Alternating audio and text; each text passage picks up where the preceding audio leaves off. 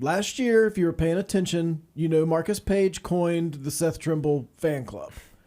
But I feel like there should have been different levels. Like there should have been Founders Club, Seth Trimble fan club. Like if you were in it last year, you were in it ahead of all these Johnny-come-latelys who are getting in it this year. They're like, I've always loved Seth Trimble. It's full this year. Let's see your Founders Club, Seth Trimble fan club membership, because we've got one. And Seth Trimble is here. Seth, thanks so much for being with us. Appreciate you for having me.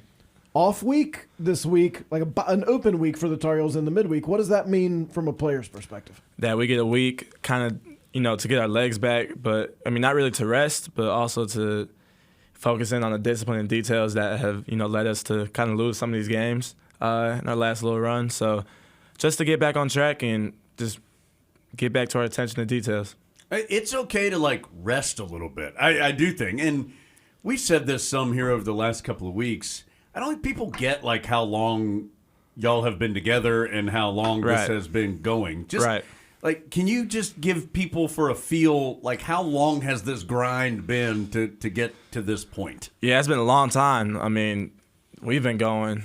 I mean, a lot of us guys have been going since last May, but for the most part, we've been going the whole summer, preseason. But, I mean, the season gets long. We have these long games, these long stretches. Like the last stretch that we just had, I mean, we were tired. But I mean, it was a mental push that we had to push through every single day. But I don't think people realize, the amount that we practice, the amount of film that we watch, and just all that goes into it. But, I mean, it definitely adds up. How much of that is, I don't know if mental fatigue is the right term, but how much is that mentally it does get to be a lot versus obviously it's a lot on your body? Definitely a lot on the body, but, I mean, mental – It definitely takes a good toll, but I think we're really good at just staying on top of things and just staying sharp. And, I mean, knowing that there's good days that come ahead. We have an off day coming up. But, I mean, our mental, I feel like, as a team is always good, and that always helps us get our bodies back right and whatever it is. But, yeah, I mean, it can get tough sometimes. Definitely can. In terms of the mental toll, I mean, I think people understand. They see you on TV and you're playing basketball, and they have some idea that you're probably practicing at some other time. And then everyone knows that college athletics is a business right now. Right. Maybe you could buy a T-shirt. Yeah. I'm not saying you should. This is not a call to action. I cannot legally tell you that. But I've heard that that's something that you can do. But then also, you just got here from class. Yes, sir. That's 3 full-time jobs, basically. Right, absolutely. How do you manage those things? Because I think the class part is the one people forget about in this era. Yeah. Just staying on top of our schedules, knowing what we have the day before, the next day, and just kind of what I like to do, I like to set out my plans. The night before, I kind of go over what time do I want to work out. I like to work out in the morning before, whether we have practice in the morning or before class. I like to get one out the way, but then, know what time I got to eat before practice because we might have weights before that. I mean, so we all take it as a team. Everybody kind of, goes through it in their different ways, but I always like to plan out, night before, a couple of days before, and really get my schedule ahead of me because, brings me sort of comfort. I'm going to guess not every Tar Heel's planning it out the night before. Nah, Who's not the every. spur of the moment Tar Heel? If you called this guy right now, he will not know what he's doing this afternoon. I think I'm going to say Harrison. That's a little bit of an upset, I feel like. I think Harrison's always getting in his work. He's always, staying on top of his stuff, but he's kind of intrusive and just very random. I'm going to go do this and then get done with that. Oh, now I'm going to do this, Whereas me, I'm okay, I got this, and then that, and my day is over with. Okay, we all saw Seth Trimble last year on the court, and we knew, obviously, a couple of things. Great defender, ton of athleticism, but there's been a very clear step forward this year for you. There's going to be some natural maturation, I understand that, but what has allowed you in your mind to take these steps forward, earn more playing time, and be such an impactful player? I think 90% of it, I've said this in a few interviews, but at least 90% has all been mental. It's just been, the mental game. I really took some time this summer, read some books, watched my videos, whatever I needed to do, but to work on my mental, and, it really paid off. I think this, same offensive and, the same set that you see this year was here last year, but there was just, something blocking that Seth from being the Seth I am now. So, I mean, I was in the gym all summer. Don't get me wrong. So I definitely put the work in, but working on my mental was, the best thing I could have done for myself, and it's paid off to some extent. So, do you mean Like you kind of are you meditating? Are you? I mean, Yeah, what kind of yeah. stuff are? Yep. So I do some meditation, but I'll read some David Goggin books. I'm reading The Inner Game of Tennis right now. I read Kobe Bryant. He had this book. It's a really big book. I forgot what it was called, but I've had it for a long time. But I just read it this summer, just after the season. That really helped. But I mean, also putting in the work. When you put in the work, you kind of have no choice. You see the shots going every day. You see, yourself get better and better every day. I feel like you have no choice but to believe in yourself, We've seen you put in that work even throughout the course of the season. For example, at Florida State, didn't convert a couple shots you wanted to convert close to the basket. Very next practice, you're out there after practice with Jonas, and he's just wailing on you as you try to score, and it's sort of simulating in transition with some contact. Right. Why was it important to do that? And Jonas took some hits in that session. Absolutely. What happened?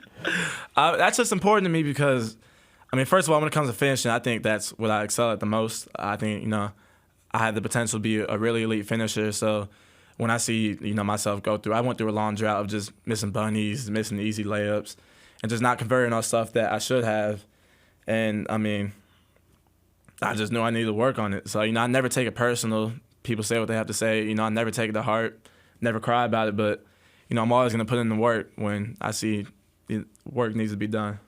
So what happened to Jonas that afternoon? So he got me with a few hits, right? And I was like, all right, let me prepare myself. So as I'm going up, I went up for a left-handed dunk off my right foot, and I kind of slapped his glasses off with my right hand. I got real scared after that because Jonas, you guys might not know Jonas, but Jonas is a big dude. He's our strength coach. So I got a little scared. I made sure I gave him a hug right away, apologized. But yeah. So you said you try not to take it personal. How hard is that?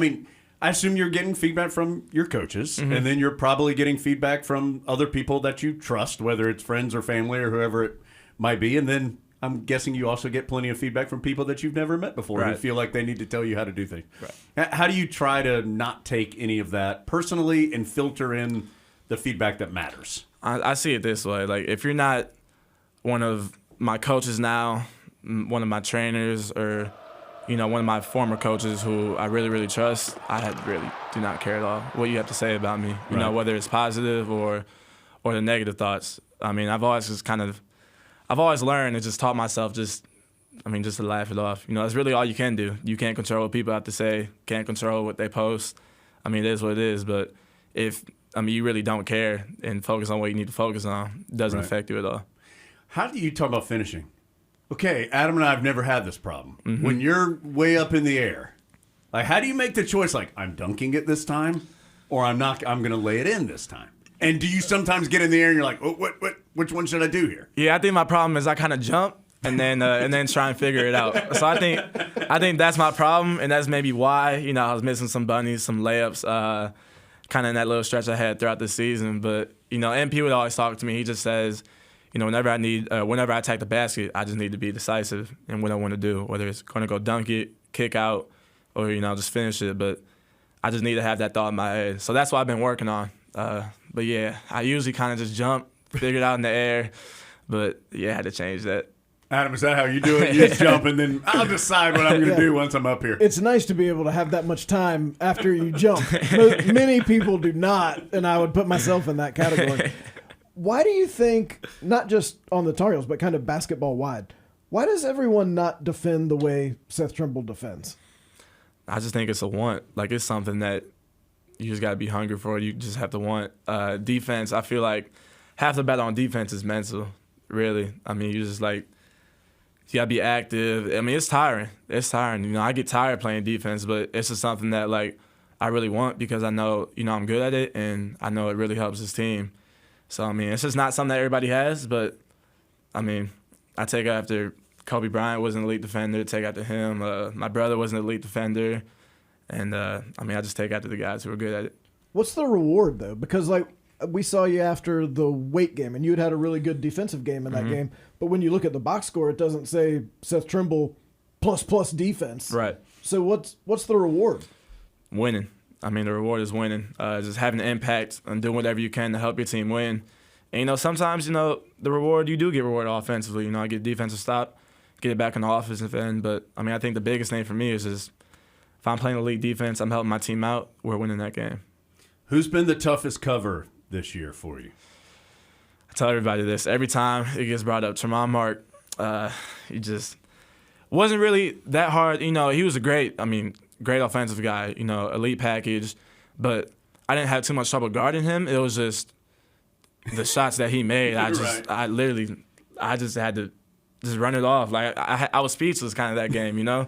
That was the one time I've ever had 30 put on my head like that. And it was that feels like it was forever ago. Yeah, right, it does. That was in a different season probably. But yeah, Harrison and I, we kind of talk about whoever else is guarding him. It was kind of just like one of those games where he just blacked out, you know? Like, hit every single shot. You kind of couldn't do anything about it. Yeah. Good. Sometimes with offensive players, we talk about, like, what do you learn about playing defense by the way guys guard you? What about in reverse? Like, do you learn, because you're such a good defender, do you learn things about what is tough to guard that you might implement offensively that you know, like, this is very tough to stop when someone does this to me? I might try doing this also. Absolutely. Absolutely. I get kudos to RJ when I first got here. RJ, he kind of just simply torched me when I first got here, right? And I kind of just like, wow, like, what do I need to do, like, to see what he does, this and that. So I definitely, you know, think seeing RJ and, you know, just seeing other guys score on me definitely helps me on the offensive end to see what I need to, you know, be able to do or what I need to do. But, yeah, I mean, yeah. What'd you take from him? Not really that I took from him, but I was reminded from, like, his change of pace. You know, RJ has a really good change of pace. He'll go here, stop you on a dime, then take off again. And I think when I got to college, it was kind of just like, everything was a little frantic, you know, your first few weeks. So I'm going to one speed and staying at that speed. So RJ definitely helped me and reminded me, with just like how important, you know, the change of pace is. All right, you had the great game against Duke, and then you suffer the injury, can't play for a couple of games. Mm-hmm. How frustrating was that? Because it felt like that Duke game was one of your best games as a Tar Heel. So how did you get through that, and then how are you trying to work yourself back into it here now? Yeah, I mean, it was very frustrating, you know, to go through that injury. I got hit, I think a practice and maybe 2 practices later it was. You know, try to shake it off, try to do what I could do to get on the court, but couldn't at the end of the day. And, you know, it kind of hurt to watch that Clemson game because Gerard got off a little bit, Hall got off a little bit, but, you know, they were talking junk. And, you know, I was on the bench and I just couldn't do anything about it. And, you know, we came out a little lackadaisical that game, and I felt like, you know, I just could have been a good energy boost like I try to be every other game. So that little, that 2-3 games I was out for. Was it 2 games? 2 games, Yeah, that hurt. That hurt to watch. But then getting back into it, I had a practice before I played Syracuse, so I had one practice. I knew Syracuse would be a little rough. That was my first kind of day of running again. So I definitely knew that was going to be rough, but I was very mad when we lost that game and, you know, made sure coming in after Syracuse that I did whatever I needed to do to get in shape, get back to me, and just to make that big step for me again, going into Virginia Tech. And in that game you were back, as you just said, kind of full Seth Trimble strength was Virginia Tech, which we got a pregame question on the radio about, is it weird to play against a guy who was on this same team last year with Tyler Nickel, who you're very close with? Yeah. So there's nobody who would know better whether or not that was weird. Was it weird? It was an experience. You know, I've never done that before. I wouldn't really say it was weird. I kind of forgot about it during the game. But I'll say pregame. Pregame was weird. Just kind of seeing him walk out in the Tech uniform. It just made me laugh, really. But, you know, I went up to him pregame, gave him a huge hug, chopped it up with him for a little bit. But, you know, I told him, like, you know, I love you now, but when the buzzer goes off and the game starts, you know, we hate each other. But then after the game, I saw him again. So it was definitely a unique experience. I wouldn't say it was weird during the game, but before and after was definitely a little weird. But is there anyone that the Trimble family as a whole is not nice to? Yes, it's like the nicest group of people ever. Like, me sometimes. Plus, Seth's mom called me young man the other day, so I appreciated that. She thought you were someone else. I mean, secretly, does the Trimble family sit around the house like, guys, really, all these people are such jerks. All right, go out there and be nice. Do the usual Trimble thing. That's true. You know, they're never really fake either. you know, so if they like you, it's genuine, and they like a lot of people. So I give them their kudos. I'm sure they'll be watching this. So shout out to mom and dad for being nice. But, yeah, they have their moments. Where have you improved the most in your mind?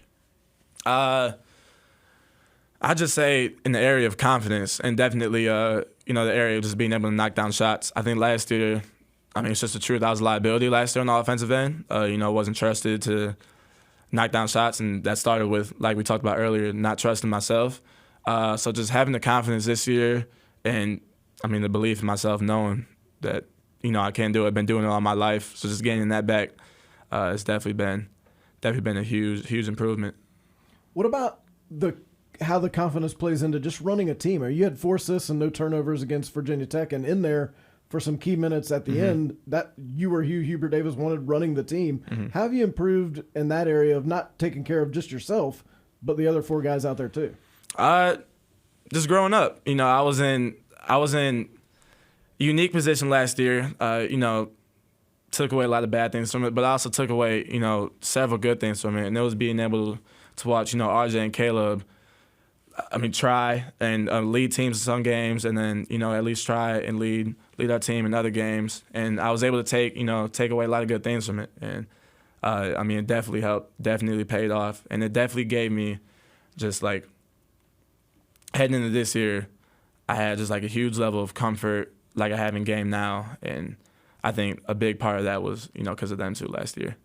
Is it hard to be ready to play when you aren't starting the game? But you're always, you're pretty much the first guy that's coming into the game off the bench, but it's normally 3-4 minutes into the game. Right. Is it hard to be ready when you know that you aren't starting the game? Does that question make sense? Yeah, no, definitely makes sense. I wouldn't say it's hard. I just think you need to be prepared in the challenges that are coming to the game. Every game it's a different experience. Some games teams do this, teams do that. So you just got to be ready, and for the diversity, and just for the challenge coming in. Like I said, like you said, I don't really set the bench for too long checking into the game, so that helps. But there's moments where you may not be locked in, and you got to get yourself to that level right away before you check in the game. So definitely moments. But I love it. I've learned to embrace it. Being a 6-man, whatever it is, I've learned to embrace it. Just bring the energy coming into the game, bring in whatever needs to be done for this team. I think, fortunately for me, I've been very I can be put in a lot of diverse situations. Yeah. If it's being a ball handler, just coming in to play defense, coming in to help score, whatever it is. But I just think us guys kind of take that just level of being able to play in diverse situations. We take it to heart. Now look, there's ACC 6-Man of the Year. That's an award. Adam doesn't vote for it, but I do. Adam's not important enough to vote for it. That feels like a Seth Trimble vote right there, Adam. Just telling you. You shouldn't tell people who you're going to vote for at this point in time. Right. But yeah, a couple weeks strong from chance now, that there's going to be a Seth Trimble vote in there. Yeah, tap in a couple weeks, guys. Okay, so you're very good at connecting with people and interacting with people in social media forums, but also in person. We've seen you do it a million times with fans and stuff. What do you think gives you that comfort level that no matter what the medium is, people feel like, I'm guessing people have no problem saying hello to Seth Trimble. Yeah, I think it just comes with me being me. I've always been a nice guy. I've always been welcoming. I've always had a smile on my face, and that's just how I live life. I'm glad to see that people feel warm with me, people feel welcome with me, and just kind of with some of the things that I do. But that's just always been who I am. I give kudos to my parents. They kind of raised me that way. I was shy. I was shy as a kid growing up, but now it's just I don't know. Life is good. I got to be happy. Mom and Dad, great work. And getting all the kudos on this. No surprise. Love it. When you were doing the dance going out to the plane, did you know that was going to have a life of its own? How soon after that did you realize, I'm going to see this a lot? Yeah, it was very impulsive. The dance, I was just on TikTok. I saw the video. I was like, oh, let me do that. And then me and RJ kind of just always do social media stuff together. So I was like, RJ, getting this. And it just blew up. shout out to Hoots too. He was kind of the reason we blew up again. Me and RJ made another TikTok the other day, and he was sick. He wasn't in it, so I got to make sure he's in the next one. Yeah. That's Hoots equal views. Yeah, certainly. He's the key to everything. But sure. yeah, I mean, whenever I post, I post just because, I'm just being me. I'm bored. And I don't know, just having a good time. Yeah, it's never for an intention to blow up, so it definitely was unexpected. All right. 5 games left in the regular season, then head into the postseason. After that, obviously, the Tar Heels are in a good position at the moment, but what needs to change? What needs to continue? What needs to happen here in your mind over the next couple of weeks to keep moving the way that it's been moving? We just got to continue to stay locked in. We can't look ahead to the tournament. Can't look ahead to the ACC tournament because we want to hang in the ACC, regular season banner. So we really got to finish these games out strong. And that comes with, I think, getting back to who we were on the defensive end. We've slipped up a couple games for these last few games, but, I mean, it is what it is. You don't really see a team play perfect for a whole season. Sure. Besides maybe that Kentucky team that went 38-0 or whatever. But, I mean, it is what it is. It's just what's going to come to it. But we just got to continue to stay locked in, get locked back in our defensive principles, and just continue to embrace it. When we were at best, I feel like we really embraced, the defensive end and just had fun. Like, we had fun getting stops. So I think getting back to that this next week in preparation for Virginia, is huge.